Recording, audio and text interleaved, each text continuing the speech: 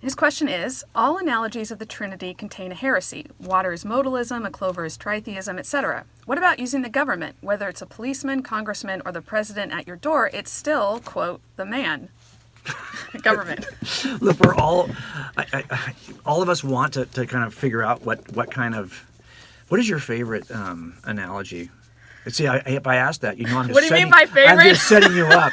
How long have you been beating your dog, basically? That's what I just said. Because no matter what you say, your favorite analogy is also going to be heretical in some way. Someone once told me the analogy of a timeline where there's past, present, and future, but depending on where you are in the timeline, the relationship between it is different.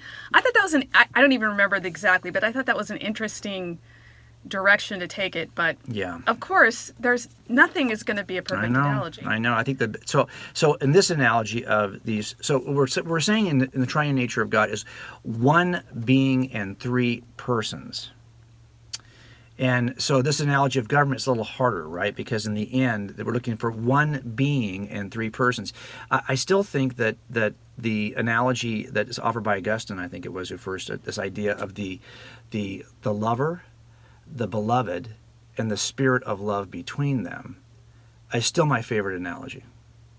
Because there's a triune, again, is it perfect? No.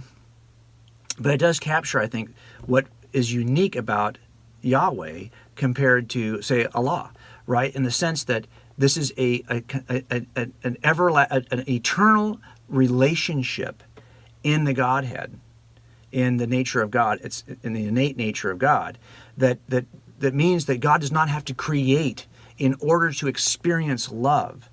So it could be argued that Allah has to actually learn to love once He's created something that He can love. But this is not the situation for Yahweh. Yahweh has always loved.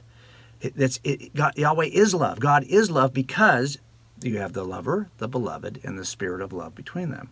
And I just thought that was a satisfying, not just because it starts to step toward the nature of the triune nature of God, but also because it describes one of the most fundamental things we would say is true about God, that God is love. Right. What do we mean by that? Well, we mean that He doesn't learn that He is always in that relationship. He's always in that state of being because of the triune nature of God. I don't know. I just think that's probably a better... So what would you say to this one specifically? Well, I think because we're looking at persons and beings, right? I mean, the idea that the policeman is a being, and so is the congressman, and so is the president. So you have three beings here, and so for example, Mormonism teaches that you have three that are one in purpose, but they are three separate beings.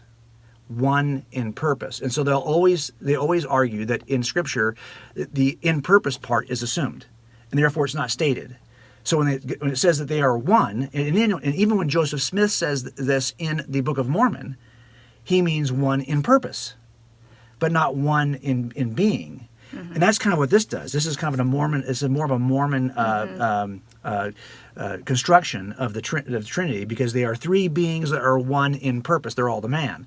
Okay, I get that, but I think it's almost more of an LDS approach to the Trinity. So what would you think about this one? Okay, go. So this is one you made up?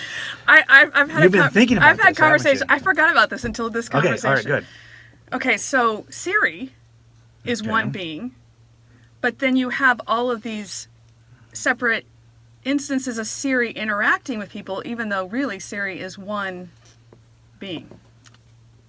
Well, okay, so then the question becomes, like, this isn't, my phone is not a separate Siri, right? So you have Siri as a function. As how would you put it? So thank you. There is a God. So see, that just proved that if you had a question about whether there's a God or not, that bell just proved it. Yes, there is a God, because we don't have to talk about that analogy. I mean, of course, Siri's not personal. Right. So this would just be a one. Well, even if you said it's being like, you'd have a hard time, I think, pressing the interactions that we all have with Siri as being any kind of personhood. It would just be like I could be interacting with Siri, and Brooke could be interacting with Siri at the same time, and Siri could be speaking to us, but really series just one. Oh gosh, you know what? I'm just going to default to the bell on that one. How's that? The bell rang. We All can't right, talk all about right. this any longer because the bell rang. Thanks so much for watching our video.